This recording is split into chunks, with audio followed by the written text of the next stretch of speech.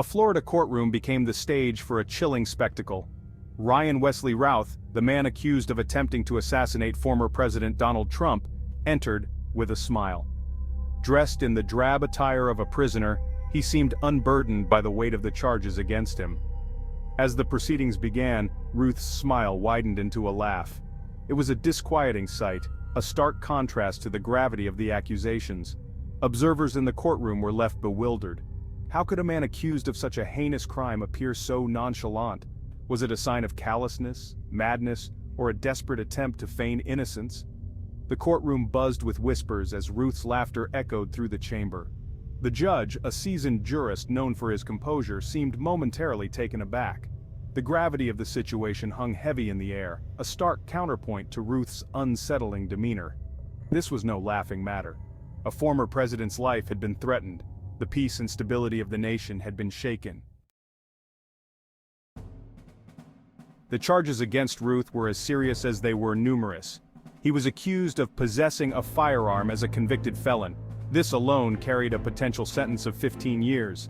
The prosecution alleged that the firearm in question had an obliterated serial number, adding another 5 years to his potential sentence. The weight of these charges seemed lost on Routh, his demeanor unchanged as the judge read them aloud.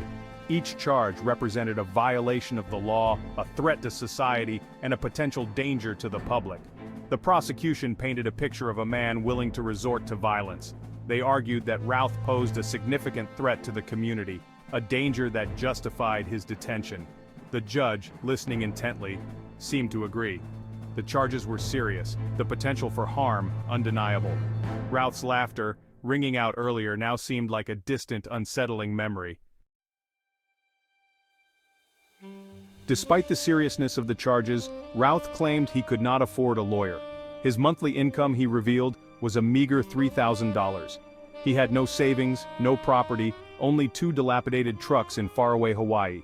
He was, in the eyes of the court, indigent. A public defender was assigned to his case, a seasoned attorney accustomed to representing the downtrodden and the desperate. The courtroom, once abuzz with speculation about Ruth's motives, now seemed filled with a sense of pity.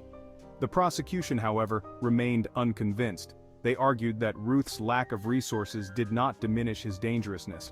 They pointed to the seriousness of the charges, the potential for flight, and the need to protect the public. The judge, after a moment of deliberation, sided with the prosecution. Routh would remain in custody, his fate hanging in the balance.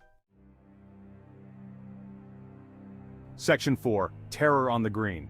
The details of the assassination attempt were chilling. Routh, armed with an SKS-style rifle, had allegedly concealed himself near the West Palm Beach golf course where former President Trump was playing. Secret Service agents, ever vigilant, spotted the glint of the rifle barrel in the bushes. They reacted instantly, their training kicking in. A shot rang out, a warning shot aimed at neutralizing the threat. Routh, startled by the shot, dropped his weapon and fled. He abandoned his rifle, his backpack, his meticulously planned ambush.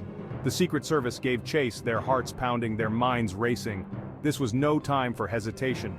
The safety of a former president, the security of the nation, rested on their shoulders. Section 5. A Presidency Under Siege. The incident sent shockwaves through the nation. It was a stark reminder of the dangers faced by those who serve in public office, even after their terms have ended. Former President Trump, no stranger to controversy, was now the target of an assassination attempt.